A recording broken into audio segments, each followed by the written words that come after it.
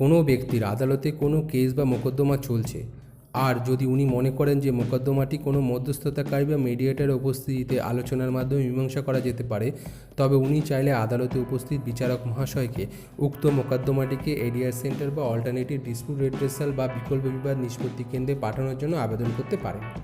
বিচারক মহাশয় যদি মনে করেন যে উক্ত মোকদ্দমাটি এডিআর সেন্টারে মিডিয়েশনের জন্য পাঠালে মোকদ্দমাটি মীমাংসা হতে পারে, তবে তিনি মোকদ্দমাটিকে আদেশনামার মাধ্যমে এডিআরে পাঠাতে পারেন।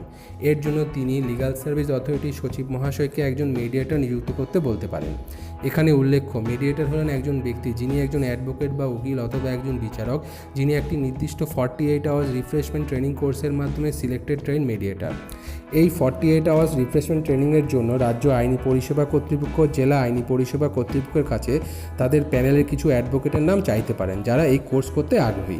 বর্তমানে অনেক বিচারকরা এই ট্রেনিংয়ের মাধ্যমে ট্রেন মিডিয়েটর তৈরি হচ্ছেন।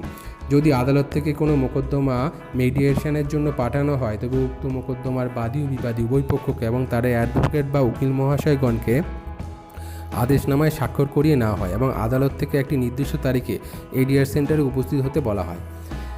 উক্ত মোকদ্দমা অর্ডার কপি বা আদেশনামা যখন মিডিয়েশন সেন্টারে পৌঁছায়, তখন লিগাল সার্ভিস অথরিটির সচিব মহাশয় মিডিয়েটার্স প্যানেল থেকে একজন ট্রেন মিডিয়েটরের নাম সিলেক্ট করেন।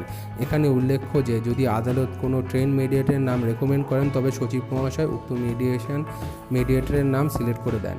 মিডিয়েশন প্রসেস চলাকালীন মিডিয়েটর উভয় পক্ষের সমস্যা অথবা তাদের যুক্তি ভালো করে শোনার পর উভয় পক্ষের সম্মতির মাধ্যমে নির্দিষ্ট কিছু শর্তের দ্বারা একটি খসড়া তৈরি করেন, যা উভয় পক্ষকে ভালোভাবে বুঝিয়ে বলেন।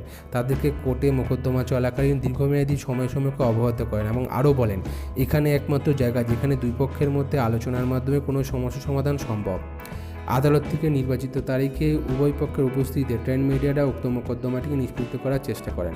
মিডিয়েশন প্রসেস চলাকালীন প্রয়োজন হলে সিঙ্গেল সিটিং অর্থাৎ উভয় পক্ষকে আলাদা আলাদা বসিয়ে এবং জয়েন্ট সিটিং অর্থাৎ উভয় পক্ষকে পরস্পরের সঙ্গে বসিয়ে উভয় পক্ষের সহযোগিতার মাধ্যমে মোকদ্দমা নিষ্পত্তি করার চেষ্টা করেন এবং উক্ত নিষ্পত্তির সমস্ত বিবরণী একটি মিডিয়েশন অর্ডারের মাধ্যমে লিপিবদ্ধ করেন। পরবর্তীকালে সচিব মহাশয় উক্ত মিডিয়েশনের অর্ডার কপিকে কনসার্ন কোর্টে ফরওয়ার্ড করে দেন। এখানে উল্লেখ্য, মিডিয়েশন প্রসেসে উভয় পক্ষের উপস্থিতি কাম্য, কিন্তু যদি মিডিয়েটর মনে করেন তবে উভয় পক্ষের উকিলবাবুকে মিডিয়েশন প্রসেসে অংশগ্রহণ করতে বলতে পারেন।